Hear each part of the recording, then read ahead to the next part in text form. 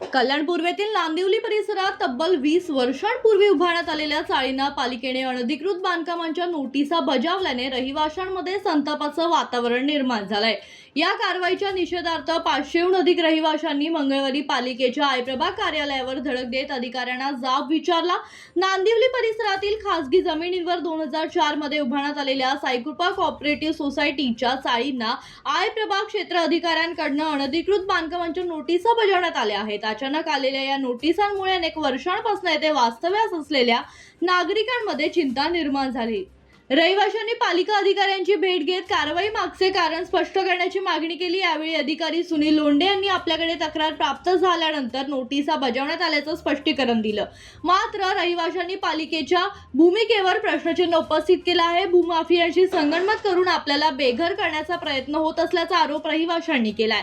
तसेच या कारवाई विरोधात न्यायालयात दाद मागण्याचा इशाराही देण्यात आलाय। विशेष म्हणजे राज्य शासनाने 2011 पर्यंतची काही अनधिकृत बांधकामे नियमित करण्याबाबतचा निर्णय घेतला असल्याचा दावा रहिवाशांकडून करण्यात येत आहे। अशा परिस्थितीत 2004 मध्ये उभारण्यात आलेल्या चाळीवर कारवाई का, असा इशारा रहिवाशांनी उपस्थित केला। या प्रकरणामुळे नांदिवली परिसरातील रहिवाशांच्या घरांच्या सुरक्षतेचा प्रश्न ऐरणीवर आला असून पालिका प्रशासन पुढे काय भूमिका घेतं याकडे सर्वांचंच लक्ष लागलंय।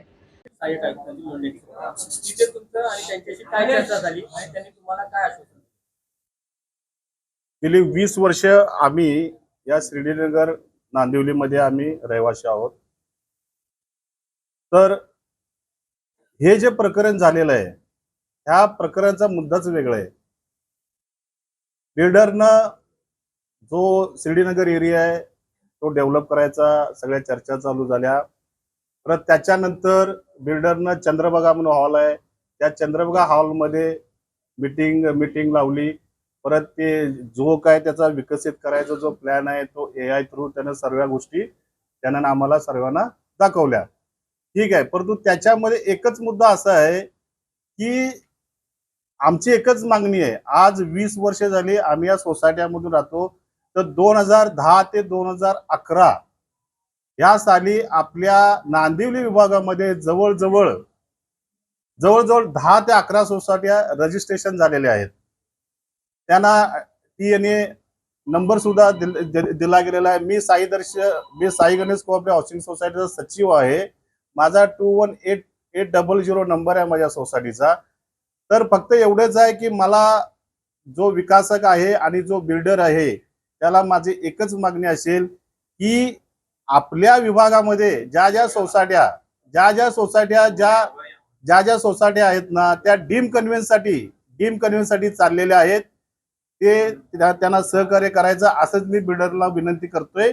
जर आपल्याला तो जर कंटिन्यू जर असं जर KDMCचं जर नोटीस पाठवून हे वगैरे जर आम्हाला जर असं त्रास देत असेल तर साहेबांनी बोलल्याप्रमाणे माझं तेच वाक्य असेल, आम्ही उपोषण नाही तर आम्ही पोलीस FIR करू। दुसरी गोष्ट या लोकांनी जे 7/12 जे फिरवलेले आहेत आणि सुरेश पावशे जे आहेत ते 2006 साली काय बोलतात त्याला कुल मुक्त्यावर पत्र हे खरेदी करून ह्या सर्व गोष्टी त्यांनी केलेल्या आहेत। आणि ह्याला सर्व ग्रामपंचायत आणि मला या KDMCला एक विनंती करायची आहे की त्यांनी जे आमच्या या लेटरमध्ये जे शेवटला जो मुद्दा टाकलेला आहे, तर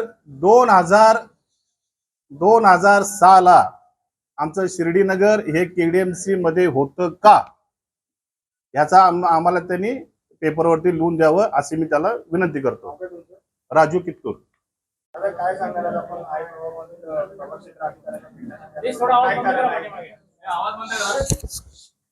आता इथे आम्ही 13 ते 16 सोसायटी मेंबर्स आणि रहिवासी इकडे जवळजवळ आम्ही 500 ते 600 माणसं जमा झालो आहोत। ही KDMCच्या लोंढे साहेबांनी आम्हाला नोटीस पाठवलेली आहे। आम्ही इथे सगळे 2004 पासून राहतोय। इथे जमीन मालक आहेत दळवी आणि गायकवाड, आणि त्यांच्याकडनं डेव्हलप करायला घेतली सुरेश पावशेने।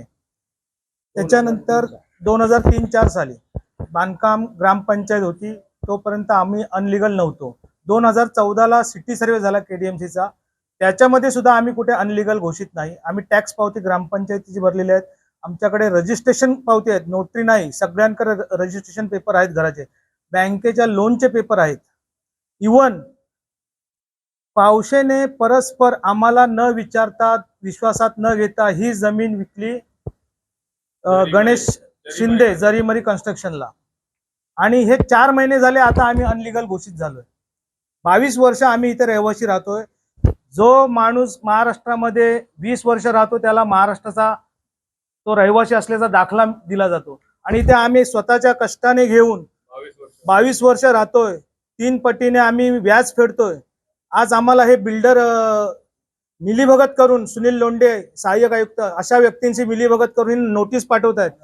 आम्ही विचारलं की हरीश सोपान जाधव ह्या व्यक्तीचा आणि आमच्या चाळींचा काय संबंध, तर ते बोलतात ते संबंध नाही, त्यांनी तक्रार करायला काहीतरी तुमच्याकडे कारण पाहिजे ना.